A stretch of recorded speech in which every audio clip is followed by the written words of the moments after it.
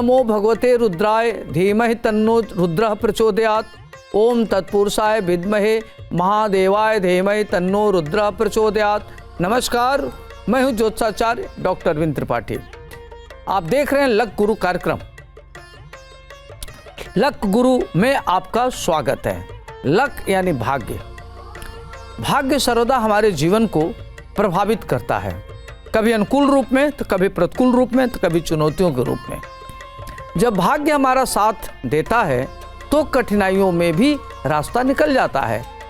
तो आखिर कैसे खुलेगा सौभाग्य का द्वार, कैसे जीवन सुख समृद्धि और खुशी के नित्य नए फूल खिले, इस विशेष कार्यक्रम में मैं ज्योतिष और वास्तु शास्त्र के दृष्टिकोण से आपका मार्गदर्शन करूंगा। मैं आपको बताऊंगा कि आपके ग्रहों का किस्मत कनेक्शन क्या है। रोजगार, व्यापार, परिवार, संबंध, स्वास्थ्य यानी आपके जीवन के हर मोड़ पर आपको क्या करना चाहिए, क्या नहीं करना चाहिए, किन मंत्रों का जप करें, कौन सी पूजा करें, भाग्य लक्ष्मी को कैसे प्रसन्न करें, इसके लिए क्या उपाय करें, ये सारी बातें मैं आपको बताऊंगा। ज्योतिष में किसी जातक के जीवन से संबंधित ज्योतिषी भविष्यवाणी के लिए सभी ग्रहों की दशाओं और उनकी स्थिति का विशेष रूप से अध्ययन किया जाता है। इसमें जो चंद्र ग्रह है इसका विशेष महत्व होता है। अगर किसी जातक के जन्म कुंडली में चंद्रमा शुभ भाव में बैठा हो या बली हो तो उस जातक को अच्छे और शुभ परिणाम जीवन में देखने को मिलते हैं और व्यक्ति काफ़ी खुशहाल होता है। वहीं अगर कुंडली में चंद्रमा अशुभ भाव में बैठा हो या निर्बल होकर के बैठा हो या नीच राशि का होकर के बैठा हो तो व्यक्ति को मानसिक उद्विग्नता, परेशानी, डिप्रेशन और निगेटिव थॉट का सामना करना पड़ता है। इस एपिसोड में मैं आपको ज्योतिष शास्त्र में चंद्रमा के महत्व के बारे में बताऊंगा। भारतीय ज्योतिष में चंद्रमा को मन का कारक माना जाता है। कहते हैं कि चंद्रमा मनसो जायते।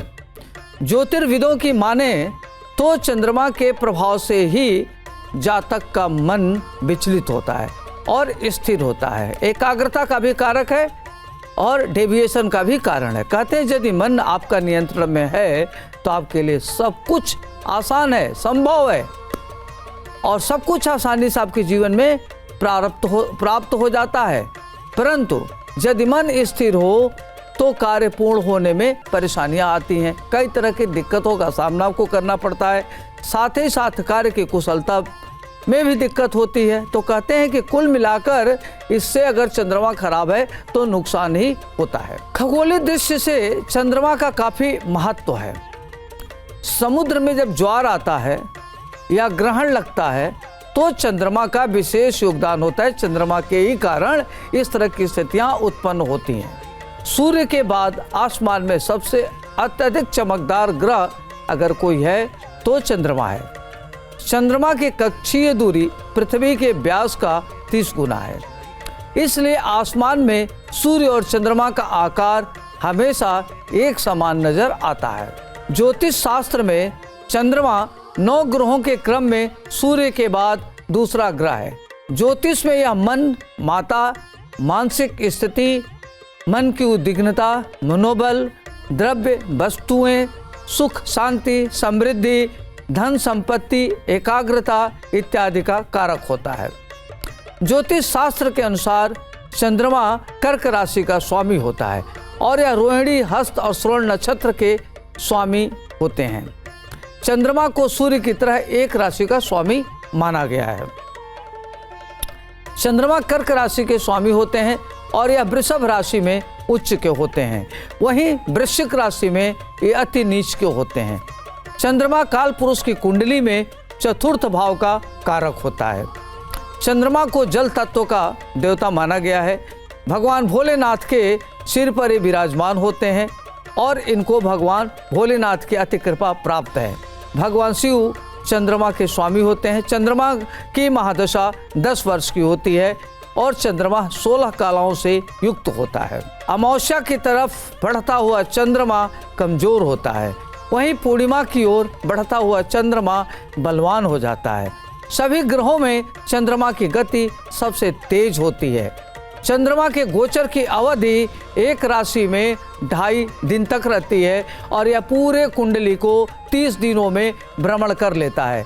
एक राशि से दूसरी राशि में गोचर करते उसे 2.5 दिन लगता है और ज्योतिष शास्त्र में राशिफल को जानने के लिए चंद्रमा की स्थिति को जानना बहुत जरूरी है। इसी के साथ इसकी गणना की जाती है। ज्योतिष में चंद्रमा को मन का कारक कहते हैं कि चंद्रमा मनसो जायते। ऐसे में अगर किसी जातक की कुंडली में लग्न भाव में यानी प्रथम भाव में चंद्रमा हो तो व्यक्ति अति सुंदर होता है। चंद्रमा होने के नाते व्यक्ति भाव को संवेदनशील होता है। लग्न भाव में चंद्रमा होने पर व्यक्ति की कल्पनाशीलता बहुत ही अच्छी होती है। व्यक्ति विजनरी होता है और अपने विजन को इम्प्लीमेंट करने वाला होता है। ऐसे व्यक्ति सिद्धांतों को कठोरता से पालन करने वाला होता है, अनुशासित होता है। यदि लग्न भाव में चंद्रमा होने पर व्यक्ति की कल्पनाशीलता बहुत बढ़ जाती है। व्यक्ति अति कल्पनाशील होता है, संवेदनशील होता है। ऐसे व्यक्ति सिद्धांतों को कठोरता से पालन करने वाला होता है, बहुत ही अनुशासित होता है और इन जातकों को धन से संबंधित ज़्यादा परेशानियों का सामना नहीं करना पड़ता। ये बड़े ही धनाढ्य होते हैं। इनकी शारीरिक बनावट पर चंद्रमा का विशेष प्रभाव देखा जाता है। जिस जातक की कुंडली के लग्न में यानी प्रथम भाव में चंद्रमा विराजमान हो, ऐसे जातक सुंदर और आकर्षक व्यक्तित्व का होता है। लड़की हो तो एक्सट्रीमली ब्यूटीफुल होती है। इसके साथ ही साथ वह साहसी, धैर्यवान और स्वभाव से शांत होता है। चंद्रमा ग्रह के प्रभाव के कारण जातक अपने जीवन में सिद्धांतों को अधिक महत्व देने वाला होता है। वह सिद्धांतवादी होता है और सामाजिक तौर पर काफ़ी मजबूत होता है, सामाजिक होता है, समाज में लोकप्रिय होता है। जातक यात्रा करने वाला होता है। इसके साथ ही साथ लग्न भाव में बैठा हुआ चंद्रमा जातक को काल्पनिक तौर पर प्रबल बनाता है। व्यक्ति काफ़ी सोचने वाला होता है। इसके साथ ही साथ जातक की संवेदनशीलता और भावुकता भी बढ़ जाती है। अगर वहीं चतुर्थ भाव में चंद्रमा बैठा हुआ है तो आपको माता का सुख मिलेगा, जमीन का सुख मिलेगा, नौकर इत्यादि का कारक है, नौकर का सुख मिलेगा। अच्छे व्यापार करेंगे और व्यापारिक स्थिति आपकी बहुत मजबूत होगी। आपकी राजनीतिक महत्वाकांक्षा महत्वपूर्ण होगी। जो भी आप करेंगे, जो भी आपकी महत्वाकांक्षा होगी, यह पूर्ण होगा। तो चंद्रमा सुख का बहुत बड़ा कारक होता है। आपकी कुंडली में सब कुछ है, अगर चंद्रमा ठीक नहीं है तो आपके जीवन में सुख की कमी हो जाती है। तो चंद्रमा को मजबूत करने के लिए आप छोटे छोटे अगर उपाय करते हैं तो आपका जीवन शानदार हो जाता है। अगर वहीं चंद्रमा राहु के साथ बैठ गया या केतु के साथ बैठ गया तो आपके सुख में कमी आती है। माता से वैचारिक मतभेद होता है। छोटी छोटी बात को लेकर आप परेशान रहते हैं। अगर प्रॉपर्टी साथ खरीदते हैं तो डिस्प्यूटेड हो जाता है। नौकरी के लिए एफर्ट करते हैं, व्यापार करते हैं तो उसमें आपको घाटा होता है और आप व्यापार बदलते रहते हैं, उसमें आपका समय बर्बाद हो जाता है और आप नुकसान में रहते हैं। तो ऐसे परिस्थिति में भगवान शिव की आराधना करना और अपनी परेशानियों को दूर करने के लिए भगवान शिव की आराधना करें, आपके लिए अच्छा रहेगा। ज्योतिष में जब किसी जातक की कुंडली में चंद्रमा मजबूत हो तो जातक सकारात्मक दिशा में सोचने वाला होता है और उसको सकारात्मक फल मिलता है। प्रबल चंद्रमा के चलते जातक की मानसिक सुख मिलता है। व्यक्ति मानसिक रूप से मजबूत होता है, प्रबल आत्मशक्ति का होता है और उसकी मनोस्थिति काफ़ी मजबूत होती है। किसी के बहकावे में नहीं आता, वह विचलित नहीं होता। चाहे प्रतिकूल परिस्थिति हो चाहे अनुकूल परिस्थिति हो, अपने विचारों और फैसलों पर संदेह नहीं करता। जो फैसला ले लिया वो अडिग लेता है। बात परिवार की करें तो जातक परिवार में अपने माता से अच्छे संबंध रखता है और माँ की सेहत भी अच्छी रहती है। माता का अति प्रिय होता है। जिस जातक की कुंडली में चंद्रमा कमजोर हो, उन जातकों को कई तरह की समस्याओं का सामना करना पड़ता है, जिससे व्यक्ति मानसिक तनाव बल में कमी महसूस करता है। इसके अलावा उसकी मन उद्विग्न रहता है। माता के साथ साथ संबंध मधुर नहीं हो पाता। माता से वैचारिक मतभेद होता है। वैवाहिक जीवन में भी अशांति बनी रहती है। जातक क्रोधी स्वभाव का होता है, अपने वाणी पर नियंत्रण नहीं रख पाता, उसकी उद्विग्नता बढ़ जाती है, जिसके कारण जातक को निराशा का सामना करना पड़ता है। व्यक्ति की असफलता का कारण भी बनता है। जातक की जो स्मरण शक्ति होती है वह क्षीण होती है, क्योंकि एकाग्रता का अभाव होता है। माता के लिए किसी न किसी प्रकार की समस्या बनी रहती है। कमजोर चंद्रमा से जातक को मस्तिष्क पीड़ा, सिर दर्द, तनाव, डिप्रेशन, निगेटिव थॉट, अज्ञात भय, घबराहट की समस्या बनी रहती है। निशापति चंद्रमा का हिंदू पौराणिक कथाओं में काफ़ी जिक्र किया गया है। कथाओं में चंद्रमा को मन को नियंत्रित करने वाला जल का देव बताया गया है। हिंदू धर्म में इन्हें चंद्रदेव की उपाधि प्राप्त है। भगवान शिव के सिर पर विराजमान होते चंद्रमा को देखा गया है। भगवान शिव के साथ साथ सोमवार का दिन चंद्रदेव का भी दिन माना जाता है। हिंदू धर्म शास्त्रों में भगवान शिव शंकर को चंद्रमा का स्वामी भी माना गया है। सनातन धर्म ग्रंथ में श्रीमद् भागवत गीता में चंद्रदेव को महर्षि अत्रि और अनसुईया माता के पुत्र कहा गया है। पौराणिक शास्त्रों में चंद्रमा को बुद्ध का पिता कहा जाता है और दिशाओं में यह उत्तर पश्चिम दिशा के स्वामी होते हैं। किसी भी ग्रह के दोष को दूर करने के लिए, उसकी शुभता प्राप्त करने के लिए ज्योतिष शास्त्र में कई तरह के उपचार बताए गए हैं। चंद्रमा को मजबूत करने के लिए भगवान शिव की पूजा करनी चाहिए। ओम सोम सोमाय नमः इस मंत्र का जप करना चाहिए और सोमवार के दिन शिवलिंग पर दूध अर्पित करें और सोमवार के व्रत रखें और शिव चालीसा का पाठ करें और उस पर क्या करें कि बेलपत्र भी अर्पित करें। सोमवार के दिन सफ़ेद वस्त्र धारण करें और चंद्रमा का मंत्र है ओम श्राम श्रीम श्रौम सह चंद्राय नमः। इस मंत्र का अगर आप जप करते हैं तो इससे आपका चंद्रमा ग्रह मजबूत होता है। अपने चंद्रमा को मजबूत करने के लिए किसी जरूरतमंद व्यक्ति को घी भरा कलश, दही, सफ़ेद वस्त्र, सफ़ेद मोती, दूध या चांदी दान करना चाहिए। सफ़ेद मोती को धारण करने से चंद्रमा की स्थिति मजबूत होती है। इसके अलावा हाथ में चांदी का कड़ा, अंगूठी पहनने से आपका चंद्र ग्रह मजबूत होता है। चंद्रदेव की शुभता प्राप्त करने के लिए या उनसे जुड़े हुए दोष को दूर करने के लिए जितना ज़्यादा हो सके तो साफ सफाई पर ध्यान देना चाहिए। न सिर्फ अपने आसपास की साफ सफाई रखें बल्कि स्वयं भी अपने साफ सुथरा अपने को रखें, स्वच्छ वस्त्र धारण करें। इस उपाय से निश्चित रूप से आपके ऊपर चंद्रदेव की कृपा प्राप्त होगी। ध्यान रहे कि चंद्रमा को सबसे ज़्यादा डर राहु से लगता है। राहु अदृश्य ग्रह है। आम जिंदगी में राहु गंदगी का प्रतीक है, वहीं चंद्रमा जो हमारे आपके मन को आकर्षित करता है राहु से डरता है। ऐसी स्थिति में आप स्वच्छता पर अगर ध्यान देंगे तो चंद्रदेव आपसे प्रसन्न होंगे। शास्त्रों में माता का संबंध चंद्रमा से कहा गया है। माता की सेवा करना, माता का नियमित रूप से उसके पैर छूकर आशीर्वाद प्राप्त करना और माता का आदर करना, उनकी बातों को मानना, इससे आपका चंद्रमा ग्रह मजबूत होगा और आपके लिए अनुकूल फल देने के लिए बाध्य होगा। जिन जातक की कुंडली में चंद्रमा प्रथम स्थान में बैठा है तो चंद्रमा को कहते हैं कि मन का कारक है और चंद्रमा प्रथम स्थान व्यक्तित्व का कारक होता है, सोच का कारक होता है। व्यक्ति की जीवन में सबसे ज़्यादा अगर प्रभाव पड़ता है तो उसकी सोच का प्रभाव पड़ता है। कहते हैं मन के हारे हार है, मन की जीते जीत। अगर आप मानसिक रूप से मजबूत हैं, आपकी महत्वाकांक्षा बड़ी है, इमेजिनेशन को रियलिटी में बदल सकते हैं, तो चंद्रमा आपका अच्छा होना बहुत ज़रूरी है। अगर आप किसी बिंदु पर एकाग्र होकर के अध्ययन करते हैं, एकाग्र होकर के अपने कार्य करते हैं, टास्क टारगेट ओरिएंटेड होकर कार्य करते हैं, तो आपका चंद्रमा काफ़ी प्रभावी होता है। तो इस पर चंद्रमा का प्रभाव पड़ता है। चंद्रमा इमेजिनेशन को रियलिटी में बदलने होता है। यह कल्पना का कारक होता है, माता का कारक होता है, वाहन का कारक होता है और स्त्री जाति का कारक होता है। तो यदि आपके अपने जीवन में चंद्रमा को मजबूत करना है तो सर्वप्रथम आप अपने क्या करें, माता का सम्मान करें, माता का चरण स्पर्श करें, अपनी बहन का सम्मान करें, भाभी का सम्मान करें और नारी जाति का सम्मान करें। इससे आपका चंद्रमा ग्रह मजबूत होगा और चंद्रमा से संबंधित आपकी परेशानियां दूर होंगी।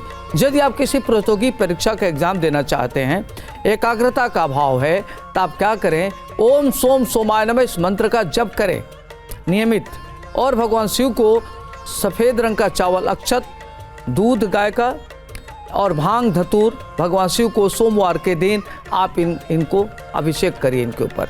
और ओम सोम सोमाय नमः इस मंत्र का जप करिए। इससे आपका चंद्रमा ग्रह मजबूत होगा। अगर चंद्रमा ग्रह खराब है तो आपको तमाम तरह की परेशानियों का सामना करना पड़ता है। कई बार देखा गया है कि लग्न में चंद्रमा है और राहु के साथ बैठा हुआ है, तो राहु क्या करता है कि मन में इल्यूजन पैदा करता है, भ्रम पैदा करता है, व्यक्ति अपनी इच्छाओं को पूर्ण नहीं कर पाता। अगर कोई भी कार्य करता है तो उसके अंदर भटकाव आता है, एकाग्रता का अभाव होता है। ऐसे परिस्थिति में इसको कहते हैं कि ग्रहण योग बोलते हैं, ग्रहण योग। अगर आप जीवन में कुछ करना चाहते हैं तो इसके लिए आपको असफलता मिलती है। सब कुछ होने के बाद मन उद्विग्न रहता है, आपको सुख नहीं मिलता। माता से वैचारिक मतभेद हो जाता है, पिता से वैचारिक मतभेद होता है। आप नौकरी त्याग के लिए कोशिश करते हैं तो उसमें दिक्कत आती है। ऐसे परिस्थिति में आप क्या करें कि भगवान शिव की आराधना करें। ओम नमः शिवाय मंत्र का जप करें। भांग, धतूर और सफ़ेद रंग का चावल, अक्षत उसको कहते हैं, और बेलपत्र नियमित सोमवार के दिन भगवान शिव को अर्पित करिए।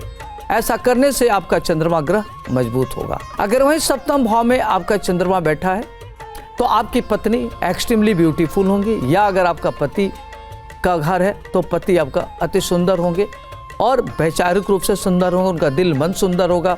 वैसे ही आपकी पत्नी का दिल मन सुंदर होगा। और अगर आपके पति का घर है ये, तो शादी के बाद पति का भाग्योदय और शादी के बाद पत्नी का भाग्योदय, जातक और जातिका दोनों का भाग्योदय होता है। दोनों के पति या पत्नी सुंदर होते हैं, सुशील होते हैं, परिवार को आगे बढ़ाने में उनकी बहुत अहम भूमिका होती है। लेकिन व्यक्ति बहुत संवेदनशील होता है, छोटी छोटी बातें उसको हर्ट करती है। वह बहुत ही ऑर्गेनाइज्ड रहता है, अपने लक्ष्य के प्रति डेडिकेटेड होता है। तो जब व्यक्ति अपने लक्ष्य पर डेडिकेटेड रहता है तो अपने इर्द गिर्द लोगों से उम्मीद रखता है कि उसके साथ भी लोग डेडिकेटेड हों। उसकी अपेक्षाएं बहुत बढ़ जाती है। अगर अपेक्षाओं पर कोई खरा नहीं उतरता तो उसको अति दुख होता है। तो आपको इसमें जो चंद्रमा वाले लोग हैं इनको ध्यान रखना चाहिए कि अगर आप सुखी रहना चाहते हैं तो आप लोगों के लिए अच्छा करिए। आप लोगों के लिए अच्छा कर, लेकिन कोई जरूरी नहीं कि आपके लिए अच्छा करें। तो आप सुखी रहना चाहते हैं तो आप किसी से अपेक्षा न करें। अगर वही चंद्रमा के साथ राहु या केतु सप्तम भाव में बैठ जाए तो व्यक्ति की दाम्पत्य जीवन में कटुता आती है, परेशानियां आती हैं, उसको तमाम तरह की दिक्कतें आती हैं, आगे बढ़ने में परेशानी आती है, उसका मन भटक जाता है, उसके जीवन में ऐसे लोग आ जाते हैं जो उसके जीवन में भटकाव उत्पन्न करते हैं और वह लक्ष्य से काफ़ी डिरेल हो जाता है। तो ऐसे परिस्थिति में, इस तरह की अगर स्थिति हो तो व्यक्ति को अति सावधान होना चाहिए। ऐसे परिस्थिति में आप ग्रहों को तो टाल नहीं सकते, लेकिन ग्रहों के कुप्रभाव को कम कर सकते हैं। तो कुप्रभाव को कम करने के लिए इसमें महिला जाति का सम्मान करिए, माँ का सम्मान करिए, बहन का सम्मान करिए, किसी भी लड़की को देखिए, स्त्री को देखिए, उसका पूरा सम्मान करिए, उसकी इज्जत करिए। इससे आपका चंद्रमा ग्रह मजबूत होगा। और मंदिर में या किसी गरीब व्यक्ति को दूध है, दही है, घी है, चीनी है, अगर आप दान करते हैं तो अच्छा रहेगा। या किसी गरीब व्यक्ति को, गरीब महिला, उसको आप दही खिलाइए, दूध खिलाइए या खीर खिला सकते हो, उससे आपका चंद्रमा ग्रह मजबूत होगा। वहीं दसम भाव में अगर चंद्रमा है तो दसम भाव पिता का कारक हो गया, आपके कर्म क्षेत्र का कारक हो गया। तो पिता से चंद्रमा बैठा पिता भाव में तो आपको पिता से बड़ा सपोर्ट मिलेगा। आपका और पिता का मेंटल वेवलेंथ बहुत तगड़ा मिलेगा और पिता के सहयोग से आगे बढ़ेंगे।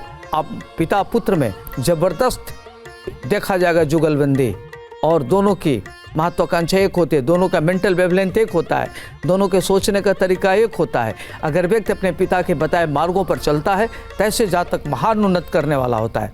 चाहे राजनीति का क्षेत्र हो, चाहे सामाजिक क्षेत्र हो, चाहे पढ़ाई लिखाई का क्षेत्र हो, चाहे एकेडमिक क्षेत्र हो, अपने जीवन में महान उन्नत करने वाला होता है। दसम भाव में चंद्रमा की भूमिका बहुत महत्वपूर्ण हो जाती है। ऐसे परिस्थिति में लग्न पर कैसे शुभ ग्रह की दृष्टि हो तो व्यक्ति महान उन्नत करने वाला होता है। वहीं अगर चंद्रमा के साथ राहु है, केतु बैठा है, तो व्यक्ति के जीवन में बहुत मेहनत करने के बाद उसको सफलता नहीं मिलती, सफलता आड़े आ जाती है, मानसिक तनाव में रहता है, उद्विग्नता रहती है। तो चंद्रमा के प्रगति में चंद्रमा की भूमिका बहुत महत्वपूर्ण होती है। इसलिए आप चंद्रमा को मजबूत करें और चंद्रमा को काफ़ी अच्छा करें। उसके लिए क्या है कि आप सफ़ेद रंग का वस्त्र धारण कर सकते हैं, दूध या दही दान कर सकते हैं, भगवान शिव की आराधना कर सकते हैं, ओम नमः शिवाय इस मंत्र का जप कर सकते हैं, सोमवार के दिन गाय को रोटी गुड़ खिला सकते हैं। इससे आपका चंद्रमा ग्रह मजबूत होगा। ये छोटे छोटे उपाय करके अपने जीवन को शानदार कर सकते हैं। आज के लिए इतना ही, मुझे दीजिए इजाज़त। आपका दिन शुभ हो, मंगलमय हो। नमस्कार।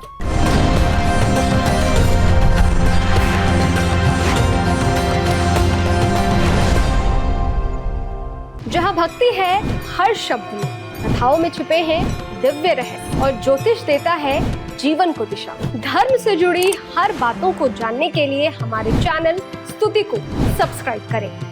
चैनल पर जाने के लिए इस लिंक पर क्लिक करें।